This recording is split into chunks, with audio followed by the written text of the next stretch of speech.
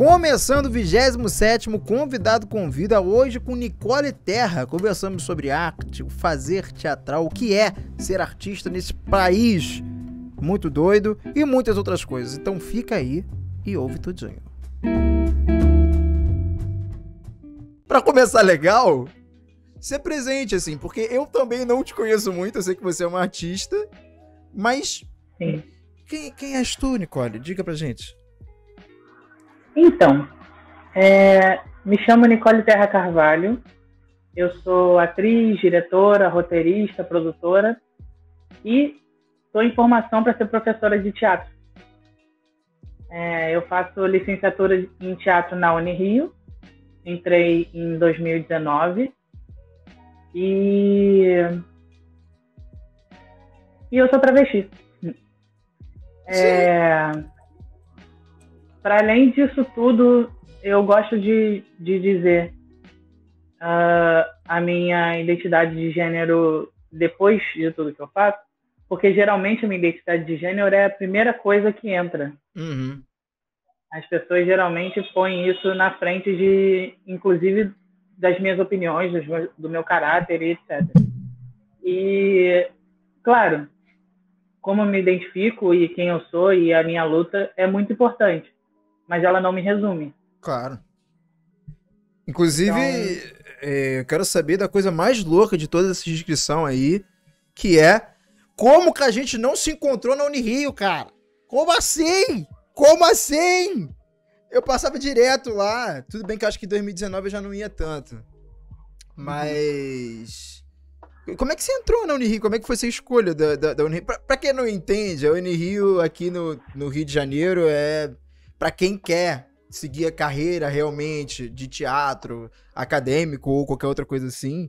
É a base que você pode ter sem ter que pagar, vamos dizer assim. E a melhor base, sabe? Porque as outras você vai pagar muito e talvez não vai ter tanta quantidade de conteúdo que tem na Unirio. A Unirio é uma coisa maravilhosa, um espaço absurdo.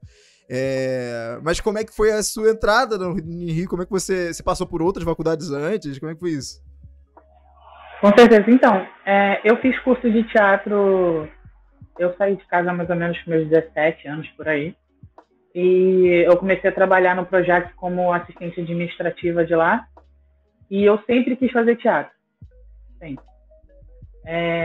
E desde os meus 9 anos, mais ou menos, eu botei na minha cabeça que eu queria fazer teatro. Só que, né, aquela coisa, a família não apoia muito, você que quer ser artista é meio, né, é meio complicado de apoio. E aí, eu acabei descartando essa ideia um pouco. Mas quando eu fiz meus 17 anos ali e eu comecei a ter meu dinheiro fixo, porque antes eu trabalhava vendendo doce. Então não era um dinheiro muito, né, certo. Uhum. E aí, quando eu consegui assinar minha carteira e falei, agora eu vou ganhar pelo menos uns R$800 por mês limpo ali, vou pagar meu curso de teatro. E aí eu comecei a fazer meu curso de teatro. Me formei nele já. E aí, assim que eu me formei, eu fiquei... eu quero muito continuar nisso. Porque antes eu fazia pedagogia. Junto com cursos de teatro, eu fazia pedagogia no ISERJ. Uhum. E eu fazia curso de teatro lá em Niterói, morando no Rio de Janeiro. Mas é isso, né? É quase centro de Umbanda, né? Que centro bom é centro longe. Aí quando você vê, Sim. é doideira. Sim. E aí eu ia para Niterói todo sábado fazer meu curso, às vezes eu ia dia de semana também para apresentar e etc, né? Para umas aulas extras, mas com muita luta me formei. Só que eu, sinceramente, não estava aguentando mais fazer pedagogia. Uhum. Eu amo educação, eu amo dar aula, mas a faculdade de pedagogia não estava sendo para mim, não era um lugar que eu me sentia acolhida, não era um lugar que eu me sentia recebida bem, e eu sofri bastante preconceito lá na faculdade. Uhum. Totalmente diferente de quando eu entrei na Unirio. Óbvio que o setor administrativo não foi muito com a questão do meu nome social e etc. Eu tive que lutar. Sério? Caraca! Pois é, eu tive que levar 3 procurações diferentes para eles mudarem no portal. Não, e lá, assim, tem muitas pessoas que não se identificam com um gênero que tá, né, principalmente ali na Unirio, sabe? Que estranho não ter um direcionamento, pelo menos um encaminhamento. Olha, é chato porque a porcaria do governo é assim, mas toma aqui, é assim que é a facilidade. Eles te deram algum direcionamento? Alguém te deu algum direcionamento lá dentro ou não? Você que teve que realmente ir atrás? Então, eu tinha a ajuda de um amigo meu que era advogado. Ele estava me orientando. Mas quando eu entrei, no dia da minha inscrição, e eu já tinha levado a procuração antes, quando eu mostrei que eu tinha passado, e aí um mês ou 2 depois, se eu não me engano, tem a inscrição de fato, a matrícula, né? Uhum. E aí, quando eu fui fazer essa matrícula, eu fui explicar para o moço que eu era uma pessoa trans, que eu queria deixar o meu nome diferente do meu nome que está na minha identidade, porque eu ainda não tinha trocado meus documentos. Aliás, eu não troquei meus documentos ainda, mas estou lutando para isso, já iniciei o processo. Porém, na época, nem o processo eu tinha iniciado ainda. E aí eu falei com ele que eu estava... que era lei federal, o respeito ao nome social, etc. E que eu queria que fosse posto no portal do aluno esse nome pelo qual eu me identifico, diferente do outro. E aí ele falou que, na verdade, só poderia fazer isso se eu tivesse retificado meus documentos. E eu falei, não é assim que funciona a lei. E, enfim, ficou um embate, ele aceitou, assinou os meus documentos lá, a minha pasta como Nicole Serra Carvalho, só que na hora de passar para lá, eles botaram no meu nome de registro, como se eu não tivesse feito nada. Aí eu tive que ir de novo, pedir para trocar, e etc. Eu passei uma semana, inclusive, com o nome de registro lá. Sorte que os professores, eles não olham o portal. Tipo, eles pedem para você escrever seu e-mail e seu nome numa listinha que eles passam. Então, assim, eles salvam o seu e-mail com o nome que você escreveu ali. Sim. Né?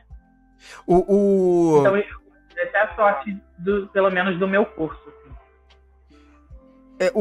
A gente tem algumas pessoas aqui no chat que também são trans e elas conversam bastante. Então, por isso também, parte do Convidado Convida é conhecer universos que por mais que eu tenha amigos e conhecidos, eu não passo pelas coisas que acontecem. Então, é um lugar de ouvir mesmo.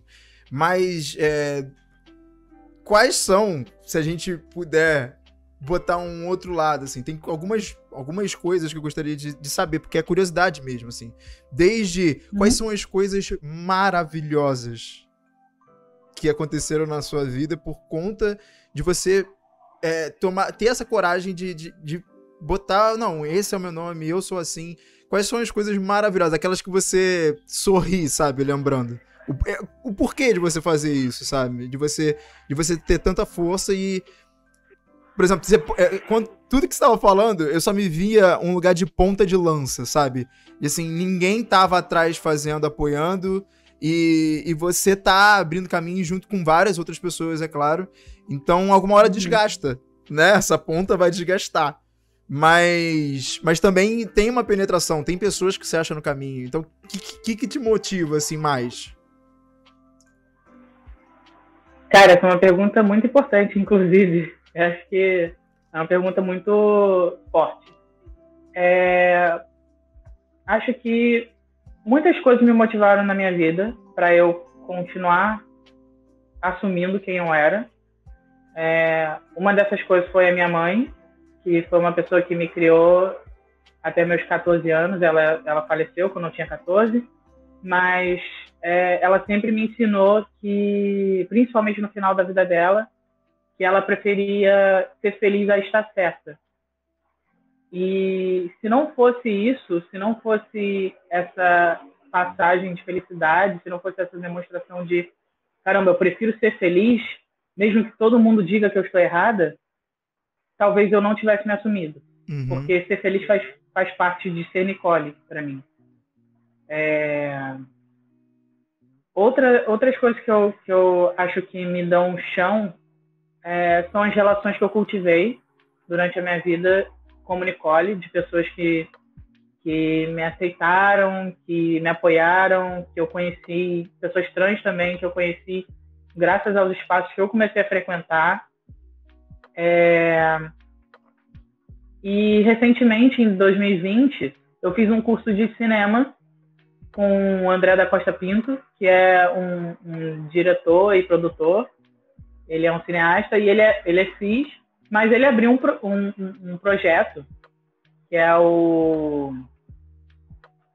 áudio transvisual, e para mais de 30 pessoas trans, online, com conteúdo de pessoas incríveis do cinema, e a gente aprendeu muito. Então, assim, foi uma das coisas que eu consegui por ter me assumido. Uhum. Né? Porque, com certeza, faculdade de cinema é muito caro, cursos de cinema são muito caros, e eu não teria condição nenhuma de pagar se eu não tivesse ganho essa oportunidade. Essa sua... assim, porque... Não sei se mas dentro do teatro, por exemplo, pra mim, o que me encantou do teatro, pra eu entrar no teatro, primeiro foi o improviso. Aí quando eu botei o pé dentro do palco, eu me apaixonei pela direção, porque eu fazia tudo menos estar no palco, porque eu tava preocupado de como que aquilo ali ia acontecer, e aí eu tava super fora. Eu falei, cara, isso é maravilhoso, assim. E aí tinha professoras que me falavam, porque meu nome pessoa desde criancinha é André, mas o meu nome artístico é Caco. E eu sempre tive, não estou comparando de maneira nenhuma, tá? Só é que eu sempre tive essas duas pessoas dentro de mim e eu super sou de boa de ser dois, sabe? Minha mãe me chama de André, meus amigos me chamam de Caco, os meus amigos que são mais perto me chamam de André mesmo. Então, assim, eu vejo que eu não tenho problema de ser uma única coisa. E aí, quando eu tava começando o teatro, eu tava muito na época de 16, 17 anos, que era você tem que saber o que você vai fazer na sua vida. Então eu tenho que ser ator. Não, peraí, eu tenho que ser diretor. E aí minha cabeça tava em vários lugares ao mesmo tempo, e aí uma professora falou, cara, você pode ser tudo isso. Você não precisa ser uma coisa só, sabe? Aí Exatamente. É verdade! Eu nunca tinha me ligado nisso. Sobretudo no Brasil, né? Porque no Brasil a gente tem que ser tudo. A gente tem que ser cada vez mais uma pessoa artística completa, assim, porque senão a gente não anda. Com certeza. E aí dessas áreas todas, assim, você consegue observar, porque, assim, eu vejo, do pouco que você disse agora, um certo foco pro cinema, em alguma medida. Mas quais são os que vocês acreditam que são as suas bases, assim? É a atuação... Por exemplo, eu gosto muito de iluminação, é uma coisa que me chama muita atenção, sabe? Então, iluminação, corpo é uma coisa que me dá base. Então, o que você é texto? O que eu não sei. Acho que você conseguiu entender, né? Tipo, qual é a base que tem dentro da Nicole? Quantas Nicoles tem ali e quais que te dão base pra continuar e que você tá investindo, acredita ou simplesmente é uma intuição? Assim vai. Então, eu comecei com atuação, né? Desde sempre eu escrevo, mas, assim, profissionalmente, digamos assim, né? Comecei a ganhar dinheiro, entre aspas, ou, enfim, fazer meu curso, etc., com atuação, que foi o curso que eu entrei em Niterói, etc. E eu admito para você falou, você talvez seja mais inclinada para o cinema. Eu admito para você que o teatro é meu grande amor e minha grande paixão. O teatro, para mim, eu tô longe do teatro esse tempo, inclusive, e eu assisti uma peça online, eu chorei quando eu assisti a peça online. E a peça não era de chorar, sabe? Eu chorei porque eu estava assistindo a peça depois de um ano. Eu também. Eu chorei com o Precisamos Matar o Presidente. Tipo, no final, eu fiquei, cara, eles estão fazendo. Sabe? Tipo, não tá morrendo. Olha que lindo, sabe? E eu chorei por conta disso, mais do que pela mensagem da peça. Muito doido isso. Inclusive, recomendo bastante essa peça. Pois é. Mas, enfim... E aí eu acredito que eu gosto muito de dirigir e de lecionar também. Mas eu tenho preferido estar por trás e coordenar, porque talvez eu dê mais oportunidade para outras pessoas estarem na frente também. Mas também porque quando eu estou dentro do palco, eu não paro de pensar em tudo que está acontecendo em volta. É muito difícil a pessoa que realmente começa a entender o teatro não ver que o teatro não é sozinho, né? Assim, não tem. Teatro é uma arte, assim, eu não sei das outras, mas não tem como fazer teatro sozinho. Você precisa do outro, nem que seja uma pessoa te assistindo, mesmo aquilo dali, sabe? Você precisa do outro de todas as maneiras. As outras artes, elas ainda têm um pouquinho mais de facilidade de não precisar daquele momento, né? O teatro não, o teatro é momento, o teatro é a vida, é a ação, é naquele instante, assim. Então é muito doido, eu vejo você... Eu acredito muito no teatro como não só isso, mas também como um lugar ritualístico. Porque é aquilo, né? Você tá em comunhão com as pessoas, você tá ali nesse ritual para alguma coisa acontecer. Tanto que teatro é energia Total. Pura. Se deixar aqui eu fico delirando. Não, mas vamos delirar. O bom é delirar, o chato é ficar normal. Normal não tem como. Vamos uma coisa muito doida. Você basicamente tem muitas mudanças na sua vida. Mas o que você mudaria fora? Mas eu não tô falando de uma coisa meio... Não precisa ser político, não. É assim, olha, eu mudaria a cor do céu pra vermelho ou roxo. Uma coisa meio lúdica mesmo, sabe? Não, agora todos os pássaros são montarias e a gente... Sabe, as cartas são enviadas agora como no Harry Potter. Uma coisa meio assim, que você acha que seria legal. Só pra gente pirar muito. Cara, mudar o lado de fora. Eu acho... Olha só que doideira. Mas eu acho que teria mais música tocando nas ruas, assim. Eu acho que, tipo, ao invés de fone de ouvido... Então, você tocou no fone e eu acho que tirou alguma coisa, porque foi incrível, que parou de funcionar a sua voz. Mas eu entendi a ideia da rua tocando. Você foi. Alô, vamos ver? Será que foi? Teste. Fala aí. Não. O fone desconectou. Aí, pronto, foi. Nossa, que timing. Voltou. Vai, e aí? Mas você ouviu o que eu falei? Eu deixei de te ouvir. Não, eu só ouvi que as pessoas não usariam fone, aí você tocou no fone e parou. A música estaria no ambiente, é isso? Assim? Exatamente. Acho que é que eu ando muito escutando música. E eu gosto de, por exemplo, você tá andando no ritmo da música. Você tá vendo alguém andar e essa pessoa anda no ritmo da música sem ela saber. Sim. Você já viu aquele filme O Som do Coração? Não vi, mas já me recomendaram ele. Eu não vi, mas... Basicamente é um menino que ele é fruto de um amor de dois artistas. Um é um roqueiro e o outro é uma violoncelista, não sei. Toca violoncelo no municipal lá, sei lá. Enfim, na orquestra. Só que aí o menino se perde, assim. Enfim, a mulher tem o filho, mas eu não me lembro muito bem o que aconteceu. Enfim, ele só sei que ele tem um ouvido absoluto, que ele é criado nos orfanatos da vida, assim. E aí ele foge pra tentar encontrar os pais, né? E ele começa a ouvir a musicalidade da vida. E aí ele sempre teve muita dificuldade de lidar, mas aí ele começou a ouvir, que até o Robbie Williams que faz um dos personagens. Ele vê o Robbie Williams tocando violão, e aí ele fica apaixonado, e aí o Robbie Williams meio que, vai lá, toca aí um pouquinho. E aí ele começa a bater no violão, só bater, e ele começa a tirar os sons, e aí todo mundo fica... E ele começa a tentar fazer uns links com os sons que estão acontecendo na cidade, meio, sei lá, Chicago, Nova York, uma coisa assim. E aí é isso, é o som do coração. E aí o menino acaba virando meio que... Ele vai estudando orquestra, essas coisas assim, e acaba chegando em lugares, não vou dar spoiler. Mas é um puta filme legal. Eu adoro filme de música. Filme sobre música. Eu também. Cara, o Whiplash é um dos meus filmes favoritos.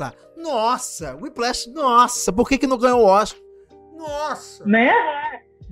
Cara, eu adoro o Whiplash. Eu vejo o Whiplash, tipo, repetidas vezes, assim. Eu também. É muito bom, cara. É tudo muito bom naquele filme. Os cortes são sensacionais. E a gente... Eu acho que é a coisa da ambição e do artista... Porque, assim, existem milhões de tipos de artista, né? Mas o que o filme ali, pra mim, debate... Aí posso até perguntar pra você o que você acha. Porque pra mim, debate é aqueles artistas, assim, que... as pessoas vão lembrar daquele. É aquele dali que as pessoas vão lembrar. Sabe? E não... Por exemplo, Cazuza pra mim, tá? Amo Cazuza. Maravilhoso. Gosto pra cacete. Cantava a minha vida inteira. Não era uma pessoa muito legal. Sabe? Não era uma pessoa muito bacana. Mas artisticamente a obra dele é pra sempre. Não tem como mudar isso. Ele é o Cazuza e acabou. A Cássia e assim vai. E aí no Whiplash eu sinto que é mais ou menos isso. Sabe? Mas eu não... Ao mesmo tempo que eu gosto do empenho do personagem principal, eu fico meio, nossa, mas isso é tão doentio. E o filme critica isso, né? Porque, cara, a cena dele no carro... Nossa! Cara, e ele ainda assim vai tocar, sabe? É maravilhoso. É muito forte. É aquele final... Nossa, é que eu não quero dar spoiler, pessoal. Mas aquele final é muito incrível. Nossa. É muito incrível. Eu concordo com você, mas eu acho engraçado isso porque o diretor do filme, ele fez mais ou menos o filme inspirado na vida dele. Sabia não. E ele era músico, não deu certo, entre aspas, né? O que é dar certo, mas enfim, não deu certo, entre aspas, e ele virou cineasta. E ganhou o Oscar com La La Land depois. Porra, aí fica... Exatamente, que também fala de música. Sim. Que eu nem gosto tanto, eu prefiro Whiplash. Também. Tem muita coisa. O Oscar é outra parada, né? Assim, a gente até pode olhar pro Oscar e gostar de alguns, mas não é de fato, depois que a gente cresce, a gente sabe que não é de fato os melhores filmes do ano, né? Porque só leva em conta um recorte da realidade ali que não necessariamente é a totalidade. E, assim, com toda essa pandemia e toda essa doideira e a gente evoluindo as questões de relacionamento e... É que eu tô tentando ver o lado positivo. Eu adoro ver o lado positivo. A gente tá tendo uma possibilidade maior de conhecer outras culturas. E outras culturas no fazer também, né? No fazer teatral, no fazer de série, filme e tal. Tem alguma que você viu nessa pandemia? Alguma série, alguma coisa que você, sei lá, uma série alemã, umas séries espanholas, um pessoal, tipo, sei lá, da Finlândia. Alguma coisa que você... Cara, eu gosto muito disso, eu não sabia que eu gostava. Cara, eu tô vendo uma série que é Dogs of Berlin. Tá. E eu tô aprendendo alemão, sozinha, eu sou maluca. Eu tô estudando com a apostila Você é maluca? que eu peguei na internet e tô estudando, né? Vendo vídeo e etc. Uhum. E a série me ajuda muito, porque é conversação, etc, né? Sim. Pô, maravilhoso. Eu gosto muito de série. É alemã, de fato, a série, porque eu não sei se ela é totalmente alemã ou se tem... Eu não sei. É totalmente alemã? Em alemão. Tá, ok, beleza. Eu tô vendo bastante coisa em alemão. Eu trabalhei um tempo num canal de séries, né? Então eu era obrigado a ver séries. Obrigado a ver séries. E muitas séries que eu não gostava. Essa é a parte ruim. Essa é a parte ruim, né? Enfim. Que aí o meu prazer agora é risco de vida mesmo, assim, tipo... Porque senão eu fico insano, cara. Foi 2020 só vendo coisa bosta e de vez em quando com sopros de coisas que eu gostava. Mas como é que você... É que é uma curiosidade, assim, dentro do teatro, dentro da arte, qual é o corte, assim, o segmento que você mais se identifica, assim? Pode falar da maneira como você achar melhor mesmo, sabe? Se a gente não entender as referências, não tem problema. Eu vou te perguntar quais são. Se você meter um Grotowski, a gente tá entendido aqui. O pessoal talvez que tá escutando não, mas é isso, tá? Referências mesmo, referências pra você. Cara, eu gosto muito de trabalhar com jogo. Olha só! Muito, muito, muito mesmo. Eu jogo RPG. O meu TCC foi de RPG. Com teatro. Juro por Deus. Pois é. Vai, conta. E a minha pesquisa que eu faço, entre aspas, é sobre como os jogos influenciam em corpos marginalizados, como eles fazem a gente se expressar melhor. Que foda. Porque quando eu comecei a fazer a Unirio, uma das primeiras aulas que eu fiz foi a aula de jogo, jogo teatral. E eu me encontrei tanto nessa matéria. Cara, Viola Spolin é incrível. Nossa, demais. E aqui dali é uma fichinha de personagem, né? Aqui dali é um RPGzinho feito. Pra quem não sabe, a Viola Spolin meio que tem perguntas que você faz pro seu personagem pra você conseguir entender e saber onde ele tá. E também tem vários jogos que você faz pra justamente descobrir essas perguntas, essas respostas, no caso. E perguntas também. Pronto. Agora, e o que eu acho muito legal é que ela pega outros textos e trabalha eles. Por exemplo, Brecht, ela é muito, né? Sim. Ela bebe muito na fonte de Brecht. E eu acho incrível, porque eu também acho Brecht incrível, eu também acho Boal incrível. Então dá para trabalhar muita coisa com o jogo. Muita expressão corporal, muita desinibição. Dá para criar e recriar e montar espetáculos, personagens, qualquer coisa com o jogo. Sim. Cara, que incrível. Cara, é exatamente... Foi a minha pesquisa e foi da onde eu parti, assim. A minha pesquisa foi a interpretação dos papéis nos jogos de RPG, uma coisa assim. E aí eu peguei o D&D 5.0 mesmo, porque ali tem a parte de antecedentes, onde você pode girar tudo. Você pode girar seu defeito, seu traço de personalidade, se assim vai. Eu falei, cara, não ia ser da hora? Porque eu já fazia isso quando eu jogava. Eu pegava, não quero saber como é que é o meu personagem agora, eu vou girar tudo e vou interpretar aquilo. Porque se deixar aberto pra mim, fudeu, eu vou escrever 15 páginas de background do personagem, sabe? Então não, vamos aqui. E dava umas coisas muito maneiras, assim. Teve uma vez que eu joguei com um orc, que ele era o cozinheiro. E aí, só que o objetivo dele era o conhecimento. Eu falei, cara, mas é um meio orc, cara, como é que vai ser conhecimento? E aí eu falei, não, ele vai aprender as coisas através da comida, então ele vai... Aí eu criei uma história a partir disso, e foi maravilhoso. E você tocou em Boal, que foi uma das minhas fontes também de pesquisa. No Teatro do Oprimido tem um jogo que ele fez com... Cara, eu não sei, foi em alguma favela, não foi no Brasil. Não sei se foi Paraguai, foi em algum lugar assim que ele tava. E aí ele tinha passado uma novela no dia e ele pegou a cena da novela e só falou a situação, assim. Essa parte é maravilhosa. Que aí ele fala a situação pro pessoal ali da comunidade, que tava fazendo ali os exercícios. E aí ele fala, a cena é você chega em casa e tu sabe que teu marido te traiu. Essa é a cena. Vai lá.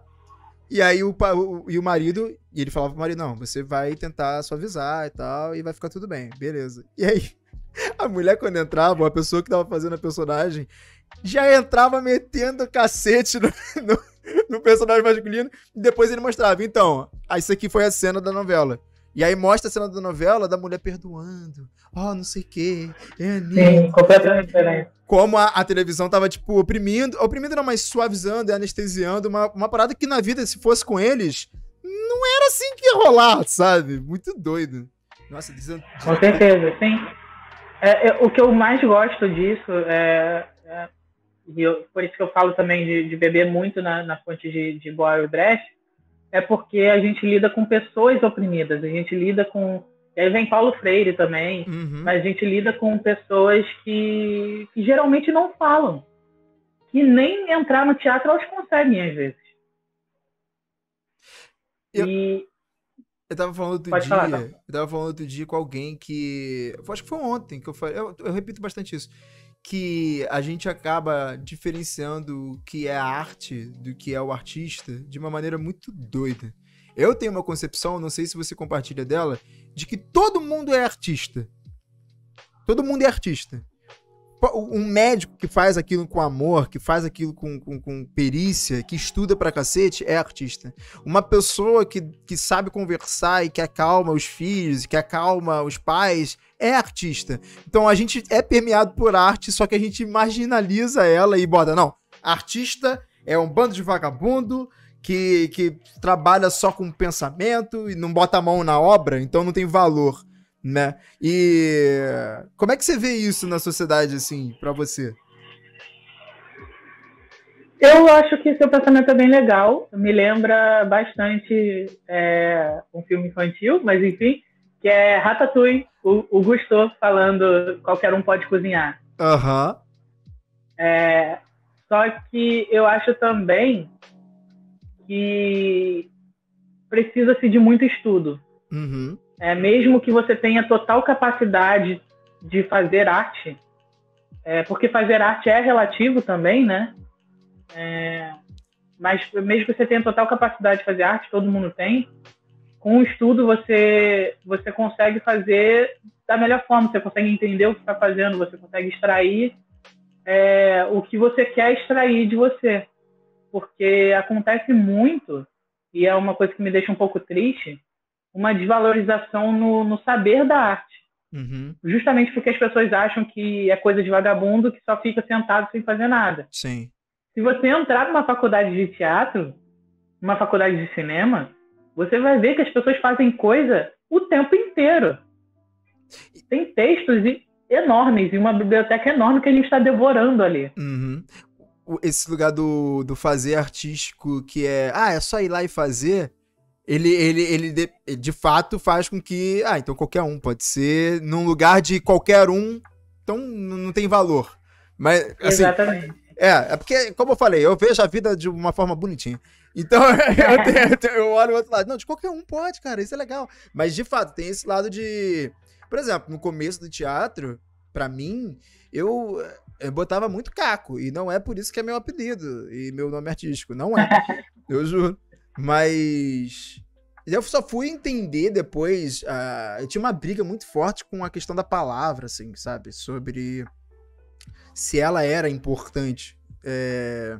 E na época, eu lembro isso na faculdade, eu debatia, assim, fortemente, gente, não, a palavra não é importante, o que é importante é o sentimento, é a emoção, é a energia que passa, e as pessoas, não, é a palavra, que é só com ela, que sei. E aí, sabe quando você passa vários anos assim, tu olha pra trás e fala, caralho, é a palavra, mano. Não tá errado o que eu tava falando, mas eu não tava me entendendo o que eles estavam falando, sabe?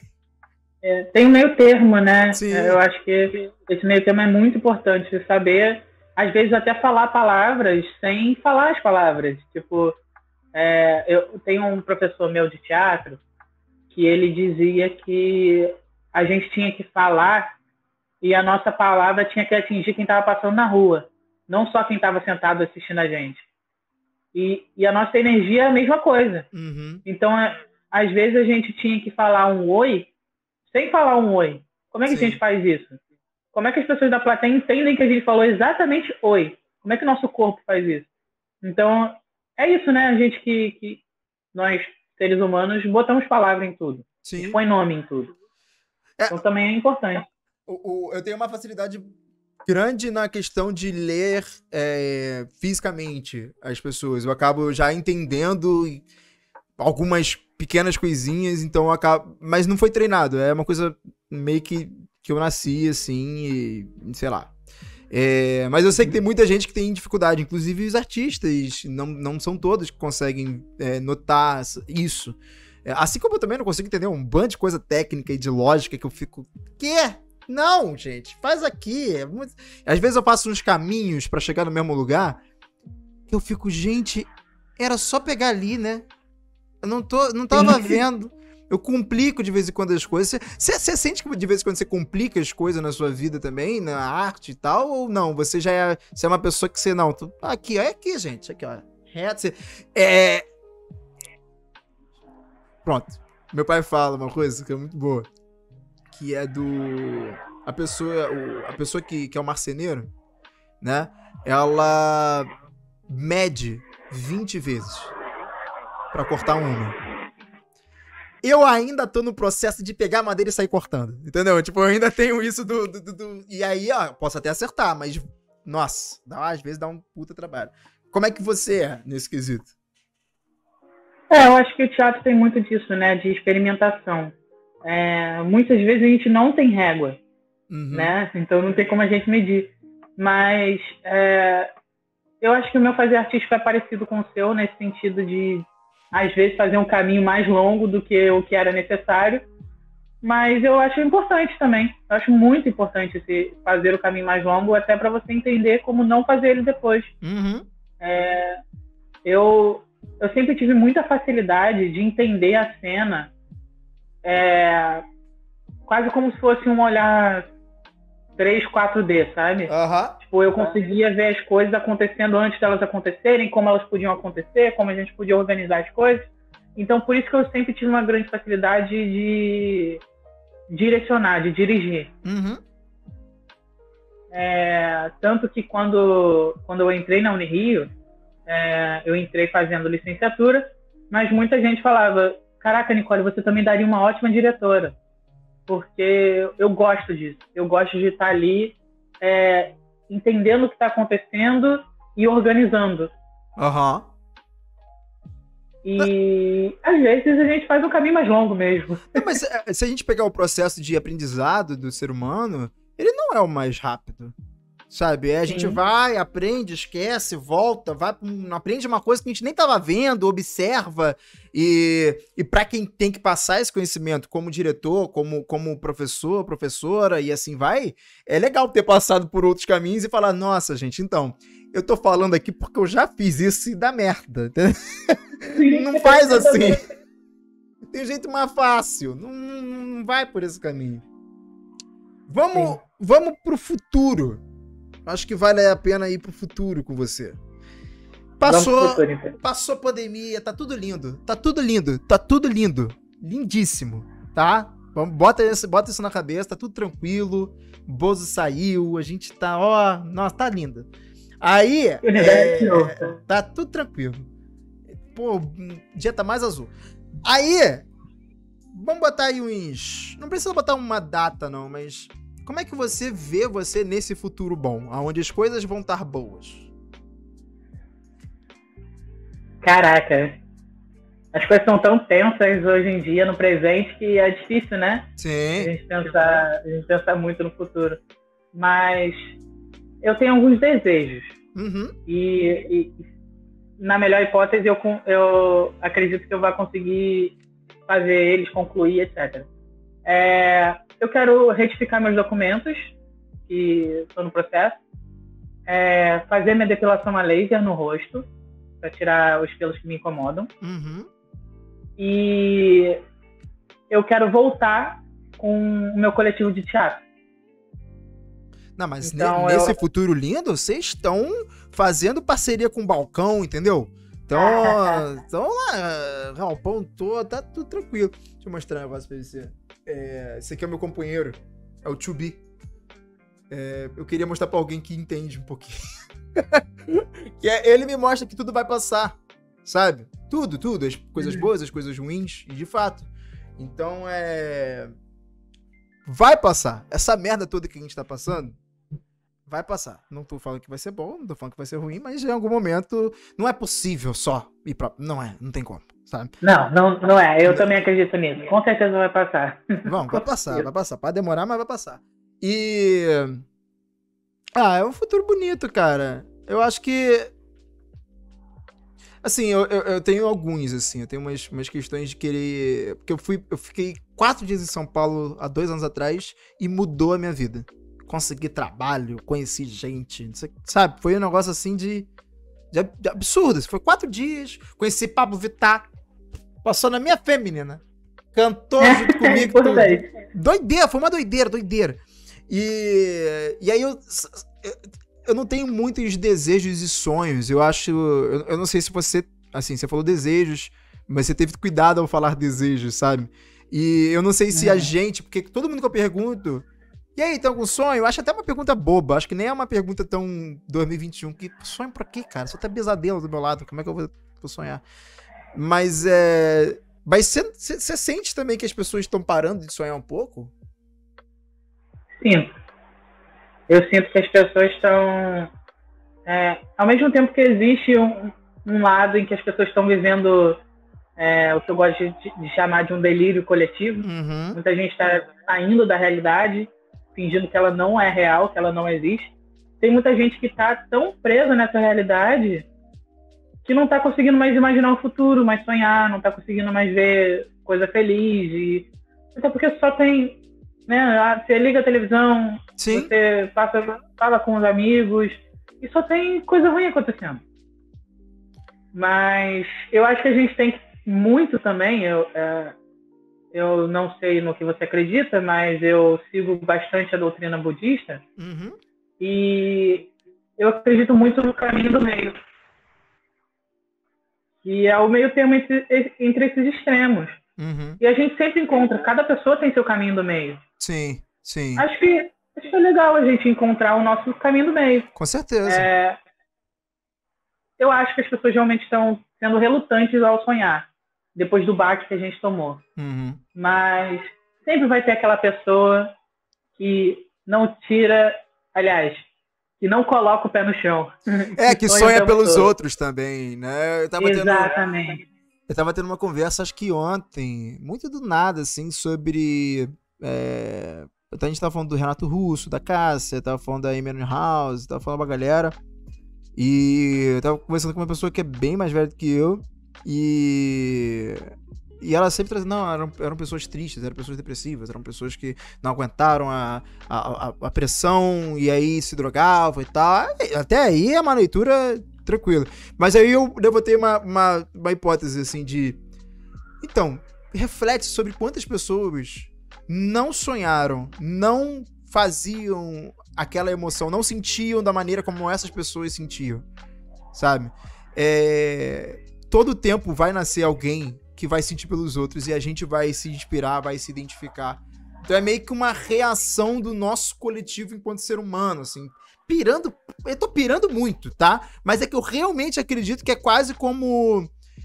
como a gente tava falando agora, a comunicação da palavra é uma, mas existe aquela sensação que permeia todo mundo, literalmente, todo país, todo bairro, existe a energia do espaço, o momento que a gente tá passando, e naturalmente a gente vai tendo pequenas reações, ações que, cara, vai surgir alguém ali que vai, não, vou romper isso aqui, não tô aguentando.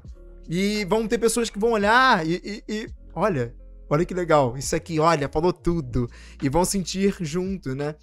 Eu nunca fui muito de show. Eu nunca fui muito de ir ao teatro. Nunca fui. Eu comecei a fazer teatro, mas eu nunca fui muito de ir ao teatro. E aí depois, com o tempo, eu forcei ir, sabe? Porque, pô, pelo amor de Deus, tem que ir. E tem coisa no teatro que me irrita, sabe? Que é o que me... bater palma no final. Cara, não! Só bate... Assim, palma, pra mim, tem que ser um reflexo. Se for pensada... Sim. Se virar uma regra, fica artificial, né? Nossa, e aí Rio de Janeiro, então, eu não sei como é que são os outros lugares, mas Rio de Janeiro é bater palma e levantar no final, independente. Não, peraí, cadê o bonequinho do Globo ali, que quando o filme era merda ele ia embora? Eu quero ser o bonequinho do Globo. Eu sei que é maldade, às vezes, mas eu acho que é desonesto também, sabe? Um fingimento coletivo de, olha que bonito, e a outra pessoa, muito obrigado, eu fui o máximo. E nenhuma tá de verdade feliz, sabe? Sim. Eu já assisti algumas peças em que eu saí de lá boladíssima. Pra não falar palavrão aqui. Não, pode falar, foda-se. Então eu saí puta. Eu saí muito puta. E assim, eu tenho pra mim que se eu gostei muito, eu levanto e bato palma. Se eu gostei demais, eu até falo uhul! E é isso. Caguei pra quem tá olhando pra mim. Mas se eu não gostei, eu vou ficar na minha. Às vezes eu saio antes por algo que me ofende, por exemplo. Claro.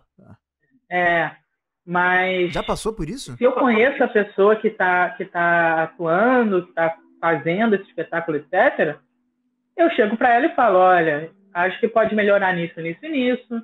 Acho que tal coisa não estava muito legal, tal coisa foi ofensiva, e eu troco com a pessoa. Agora, se eu não conheço, eu não levanto e não bato palma. Ou então, tipo, ok, beleza, parabéns, mas não me agradou, sabe? eu gosto dessa sinceridade, eu gosto que sejam assim com as minhas obras também. Eu gosto muito de, talvez seja até um defeito, mas eu gosto muito de ouvir o que as pessoas acharam das coisas que eu fiz. Uhum. Ah, então você gostou do que eu falei, de eu ter falado com você sobre o seu documentário. É um documentário? Com certeza. É um documentário? É um documentário. Ok. Vamos falar disso. Fala pra galera. Então, é um curta que eu fiz no curso de teatro que eu mencionei, de cinema, que eu mencionei, o Audição Visual. E ele é um curta que fala da minha relação com a minha avó. Que, na verdade, ela não é minha avó, ela é minha tia. Só que eu sempre tratei ela como minha avó porque eu tenho a mesma idade dos meus primos de segundo grau. Uhum. E eles cresceram chamando ela de vó. Então eu cresci chamando ela de vó também. Mais tarde eu fui descobrir que ela era minha tia. Olha que maluquice. Ah, você realmente não sabia? Você realmente achava desde o início que era vó? Pra mim, vó era da mesma forma que eu chamo meus padrinhos de Dindo e Dinda, e eles não são meus padrinhos. Eles são padrinhos da minha irmã. Ah, tá. Ah, é criança. E aí, é doido. Pra mim era um título, entendeu? Aham. Era Dindo tal, vó tal. Tá. Não, claro, é óbvio. Criança é assim mesmo. E aí eu cresci, aí a minha irmã falou, mas ela é sua tia. Aí eu, não, ela é vó Cibele. Que maravilhoso, isso é muito bom. E eu chamo ela de vó até hoje. Quando as pessoas falam que ela é minha tia, eu ainda fico bolado. Não, é vó. Vó é quem cria. Entendeu? Exatamente. Cara, se minha mãe não reclamava de eu chamar ela de vó... Eu tenho uma pira que eu acho que faz um pouco de sentido e acho que não sei, acho que a gente pode ir pra um lugar legal, que a gente não deveria ter o nosso nome quando a gente nasce. Eu não sei como. Eu não sei se você estudou algo sobre, ou se tem ideia sobre. Mas em certo momento, você já viu The Way? Não, mas sempre me recomendo essa série. Então, olha, eu sou muito fã de The Way. Assim, no final da primeira temporada, eu fiquei revendo assim, em looping. Eu tremia. Eu falava com a minha ex na época. Era uma coisa maravilhosa. Nossa, e tem uma fisicalidade. Eu sou assim com Sense8. É a minha série favorita de todos os tempos. Então, você vai adorar The Way. Que é uma piração maior ainda. É maior do que Sense8 de piração. Sim. E tem... Pra mim, que gosta muito da coisa do corpo, do staccato com... Enfim, de tonos e tal, o que eles fazem ali de coreografia, não é coreografia, mas de partitura corporal, assim, é tão lindo, enfim. E aí, principalmente a cena final, aí, eu não consigo parar. E aí, ela meio que tem esse nome, a personagem principal, que é Oi, que é um som, na verdade. Oi. E eu fiquei refletindo, nossa, se cada um fosse um som... Porque o nome é um som, a gente sabe, mas o nome carrega significado, o som não necessariamente, né? Enfim, existe modelos de pensamento sobre isso, sobre a questão do nome, já que... Eu tô fazendo um paralelo aqui porque já que você teve que lutar pelo seu nome, talvez existam modelos de pensamentos de sociedade ou de alternativas para que isso não tenha que acontecer com futuras gerações que eu não conheço. E é uma pira que eu sempre tive na minha cabeça. Por que a gente tem o nome que a gente tem? Por que a gente não pode mudar o momento que a gente quiser, sabe? Existem situações legais, né? Tipo, por exemplo, se você comete um crime, mudar o nome fácil seria muito fácil de você sair dessa acusação, etc. Tá. Mas, pensando aqui, essas leis não funcionam para pessoas cisnormativas. Não tem tanta barreira quanto tem para pessoas trans. Uhum. O que é irônico, né? Porque muitas das vezes uma pessoa que cometeu um crime, ela muda de nome muito mais fácil. Sim. É mesmo, né? Do que uma pessoa trans que está legalmente ali, mudando com processos, etc. Só que, enfim, né? Não faz sentido nenhum. Pois é. Mas eu já ouvi falar de algumas pessoas que elas colocaram um nome provisório na criança, porque tem que registrar. Então é lei você registrar seu filho, etc. Sim. E eles colocaram um nome provisório ou um nome neutro, por exemplo, Alex, que pode ser tanto para mulher quanto para homem. Ariel, que é um puta nome foda. Ariel, exatamente. Ou então colocaram um nome, sei lá, Anderson. Mas aí, se em algum momento a pessoa não quiser se chamar Anderson, ela pode mudar, tipo, os pais dão aval, eles assinam parada e etc, sabe? Então, eu entendo, tem essa alternativa, assim, tipo, de você deixar sempre aberto. Eu acho que isso que é importante, né? Você não embarrear as coisas, porque já tem barreira demais. A própria sociedade já bota barreira em tudo. Que, sei lá, eu fiquei pirando nisso, que tem um outro filme que assim, eu não vou me lembrar o nome, mas eu vou contar um pouquinho, que eu acho que ele conta uma coisa que eu também concordo, que poderia ser uma questão de sociedade lá na frente interessante, que é, por exemplo, o casal independente, tá? Casal ou trisal, enfim, as pessoas que se relacionam, vamos criar uma criança. Beleza. E aí, não é deles a criança. É uma criança que vem, entendeu? Alguém teve essa criança. Então, assim, você vai ter um filho. Ele vai nascer, mas ele não é seu necessariamente. Ele é de todo mundo. E aí ele vai ser distribuído, entendeu? Eu sei, pode parecer meio doideira, mas assim, um casal trans, por exemplo, poderia... Um casal trans... Uma pessoa branca e outra pessoa negra pode receber como filho uma pessoa asiática, por exemplo. Sabe? Mas por que isso? Na história, é justamente pra todo mundo se perceber como igual. Sabe? Porque aí não... se meu pai e minha mãe, a pessoa que me cria, é diferente, todo mundo... O que vai de fato diferenciar? Sabe? Óbvio que é uma ideia muito utópica. Não tô falando que não é. Talvez num lugar controlado mas o mundo inteiro, obviamente, os semelhantes vão se juntando, sabe? Mas não sei, eu gosto de ver essas inspirações, assim, de coisa. Eu gosto também. E, inclusive, é muito importante para dar inspiração da gente criar também, né? Porque a gente ter contato com outros materiais faz a gente ter outros pontos de vista sobre as coisas. Eu acho legal essa história do filme que você falou. Muito interessante, porque me lembra uma história que acontece na faculdade, que é a Eva, que é uma amiga da nossa turma, que ela leva o Ezequiel, que é o filho dela. Ele tem 8 anos, se eu não me engano, mas ele não é só dela, óbvio. Ela é a mãe dele, ela cuida dele, etc. Mas quando ele está na faculdade, ele é da turma. Então, assim, por exemplo, eu machuquei a minha perna uma época atrás. Então, eu estava só assistindo as aulas sem fazer. Quem ficava cuidando do Ezequiel era eu, enquanto ela fazia aula. Sabe? E é no sentido dele também participar das aulas. Sim. O Ezequiel fez vários exercícios de jogo com a gente. Isso é maravilhoso. Ele fez vários exercícios que levaram a gente para uma outra visão de mundo.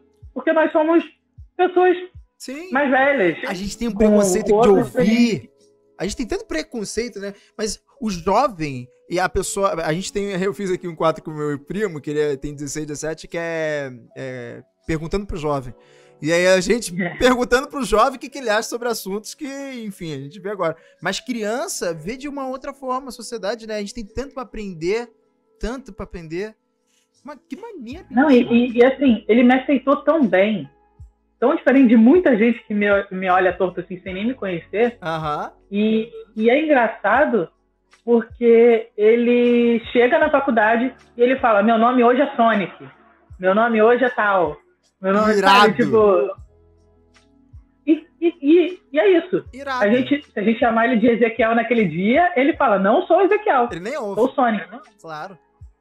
Vamos, pirando o negócio de jogo, de uma certa maneira, a gente já não tá num jogo que todo mundo aceita, porque jogo é um conjunto de regras. Então vamos lá, por exemplo, dinheiro. É um puta jogo.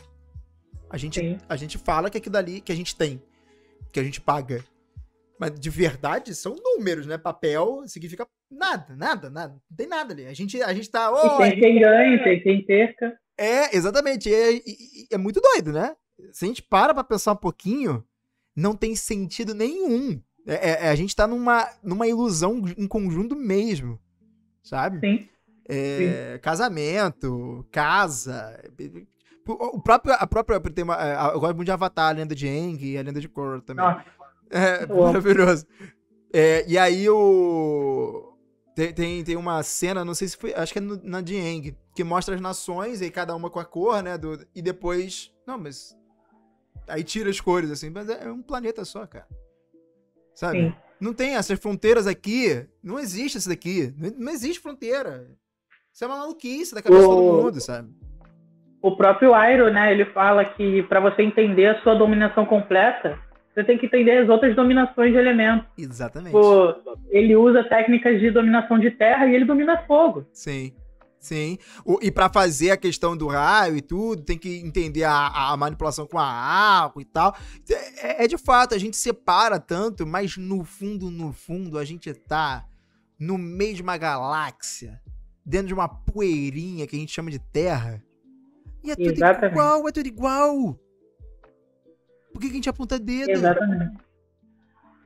O tempo todo. Tudo a gente quer. Se a gente tivesse aval, a gente ia sair pela rua etiquetando os outros. Porque a gente já faz isso na nossa cabeça. Mas de certa medida, tá? Você não acha que isso também é uma questão de... evolutiva, assim, de tipo assim, a gente foi aprendendo a se defender e a ter as questões de preconceitos e conceitos até pra conseguir se... E aí acabou ficando isso e, enfim, sei lá, cara, eu espero muito que a gente consiga evoluir. É aquilo, né? Tipo, o que é diferente gera medo. Sim, total. É questão de evolução. Tanto que a gente matou os nossos primos distantes, né? Que são os Homo sapiens. Exato. A gente passou por cima deles. Sim. Justamente porque eles eram diferentes, enfim, várias outras coisas, né? Que, enfim, não sou uma pessoa perita nisso, mas... Mas aqui você entre as duas pessoas que estão falando, você é a pessoa que sabe mais. Mas é isso, né? Quando a gente não entende alguma coisa, nossa primeira reação é ir pra trás. Sim. E tipo, não, chega perto não. Deixa eu te olhar melhor. Ou nem olhar, né? Tem gente que nem quer... Tudo é produto do medo, de alguma maneira, né? Sim. Enfim. Já que... Vamos encabeçar para o final. Já tem gente no chat. Pessoal que tá ouvindo, que vai virar um podcast aqui também, a gente tá em live agora, nesse exato momento. Então você perdeu esse momento aqui de fazer perguntas, por exemplo, que o Hulk tá querendo fazer perguntas aqui. Então, Hulk, faça sua pergunta. Adame, faça sua pergunta. Lepsin, faça a sua pergunta se vocês tiverem aí rapidinho. E antes de finalizar, onde que as pessoas podem te encontrar? Quais são os lugares, as plataformas, as redes? Onde você gostaria que as pessoas... Que eu vou botar na descrição aqui, mas as pessoas que estão ali também podem querer seguir. Então, por favor, diga. Eu trabalho muito usando meu Instagram. Não alimento ele sempre, tá? Eu sei que isso é um erro meu, mas eu não tenho muita energia para ficar na internet alimentando o feed o tempo todo. Uhum. Porém, eu gosto de me comunicar com as pessoas e falar sobre meus trabalhos lá. Então é @_PICNICK. São 2 underlines mesmo. Uhum. E a palavra é piquenique. É maravilhoso. Cara, quando eu vou piquenique, de Nicole! Que maravilhoso! Muito bom, muito bom. Você tem que andar sempre com camisa xadrez, porque senão não vai fazer sentido. Então, o Hulk... Não, mas o Pique, ele é de picture, de foto também. Mas faz esse joguinho de palavras. Gosto. Bacana. Eu adoro. O Hulk, ele não foi perguntando durante, né? E aí agora ele mandou 400 perguntas ao mesmo tempo. E provavelmente tem muita zoeira ali no meio, mas vamos ler. Vamos lá. E vamos meio uma... Como a gente tava brincando no começo de Marília Gabriela, vamos ver aqui. Nicole, sabia que o ornitorrinco é o único mamífero que bota ovo?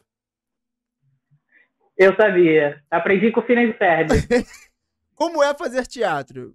Podia ter feito pro Caco, mas deixei quieto. Como é que é fazer teatro? Uma boa pergunta. Fazer teatro, para mim, é estar em comunhão. É estar com as pessoas e criar em conjunto. Prefere gato, cachorro ou pássaro? Gostei que botou pássaro ali. Cara, eu gosto dos três. Eu sou muito amante de animal. Como os três, tá tranquilo. Mentira, tô brincando, viado. Você tem um interruptor de luz com desenho do Toy Story? Por que? Ele viu alguma coisa aí? Eu não sei. Você tem? Não, mas eu tenho um com desenho do Carros. Coincidências. Já ouviu a piada do Pinto? Se não, pede pro Caco contar. Eu lembro, eu não lembro muito bem a piada do Pinto. Eu sei que é engraçada, mas eu não lembro. Fazer teatro é difícil? Não. Eu acredito que sim. Não acho que é só entrar no palco e falar um texto gravado. Eu acho que é do Pitinho que não tinha cu. Não, eu acho que é do Pitinho que não tinha uma banda na bunda. E aí ele foi peidar e fez zerinho. Meu Deus! É uma imagem maravilhosa. É muito boa essa. Eu tô imaginando o Pitinho rodando, tadinho. É muito boa essa imagem. Eu mordi. E pra finalizar legal, o que você deixaria... Imagina, eu gosto de fazer essa pergunta. Tô fazendo sempre essa pergunta pra fechar com a galera. Imagina que as pessoas que estão te ouvindo, que estão te vendo, elas podem não te ver mais. Elas podem não escutar mais. Então você tem a chance agora de dizer de fato alguma coisa que você quer que eles levem pra vida. Pode ser uma frase pequena, pode ser uma coisa grande, pode ser uma frase que você tenha tatuada aí, ó. Que nem minha mãe tatuou uma borboleta quando eu tava na adolescência. Meio rebelde. Não sei, pode ser qualquer coisa. Uma coisa que você goste. Uma coisa que vem agora. Pode levantar, pegar um livro ali, ler o Senhor dos Anéis inteiro, a gente fica... Mentira, não precisa não. Mas vai... Não fizer isso, a gente fica até semana que vem aqui. Rapidinho. Aí, versículo 1. Aí começa. Mas vai. Apenas que busquem conhecimento. É isso. Olha a frase do ET Bilu. A frase do ET Bilu. Nicole, então mas fala. Eu acho que a frase que eu escolheria mesmo é para as pessoas tentarem conversar mais e trocar mais. Eu acho que é isso. Eu acho que isso é importante na nossa sociedade e falta. É verdade. É o porquê que o convidado com vida existe, inclusive. E... vamos fazer uma coisa diferente. Não vai ser a última. Porque como a gente não vai ter a segunda parte, porque a gente tem que finalizar, quem você convidaria pro convidado com vida? Você convidaria alguém pro convidado com vida? Convidar alguém. Cara, eu gostaria de convidar...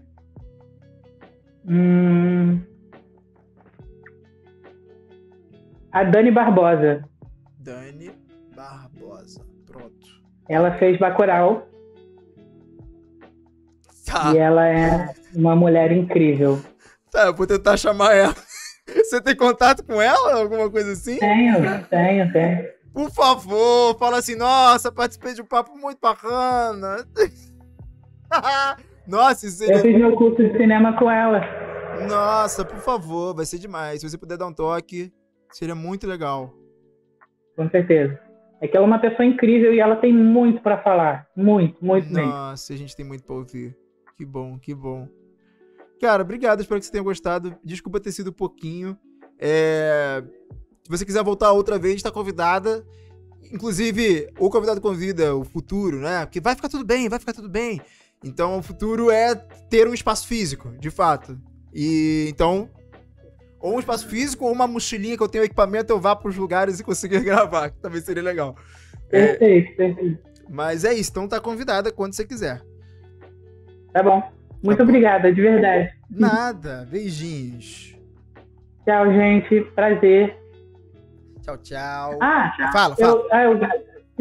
Calma, eu gostaria de divulgar a minha vaquinha aqui. Claro. Podia estar matando, podia estar roubando. Peraí, que eu vou até botar no link aqui, peraí. Vamos aqui agora. Vai. Fala pra mim. Deixa eu ver se eu consigo... Você ainda tá me vendo? Agora não mais, mas tudo bem. Tá no seu Instagram? Eu pego aqui. Tá no meu Instagram, tá na descrição do Instagram, sim. Já peguei aqui, já vou botar aqui, relaxa. Show. Então, essa vaquinha é muito importante para mim, para eu conseguir me manter nesses tempos de pandemia, e porque eu quero muito fazer minha depilação a laser, porque é algo que me incomoda demais, os pelos do meu rosto. Uhum. A vaquinha já tá em 60 e poucos %, se eu não me engano, deixa eu abrir aqui. Tá em 65%. Aí, ó. E eu já comecei a fazer minha laser. Então, é muito importante para mim isso que está acontecendo. E se ela puder chegar a 100%, vai ser incrível. Porque ajuda na minha autoestima, na minha vida como uma pessoa na sociedade. Na própria vaquinha eu tenho um texto que eu explico o porquê. Uhum. E eu acredito que quem puder me ajudar, mesmo que seja só com uma palavra amiga, mesmo que não consiga doar, mesmo que só compartilhe, já é muito importante para mim e significa demais para meu trabalho, para minha existência, para quem eu sou. E é isso. Então é isso, galera. Compartilhem, ajudem. Pessoal que tá ouvindo, pessoal que está aqui. Foi muito, muito bom conversar com você, de verdade. E espero que a gente converse mais vezes. É recíproco. Beijinhos. Beijo. E pra quem ficou até o finalzinho, um beijinho na sua banda esquerda do bumbum.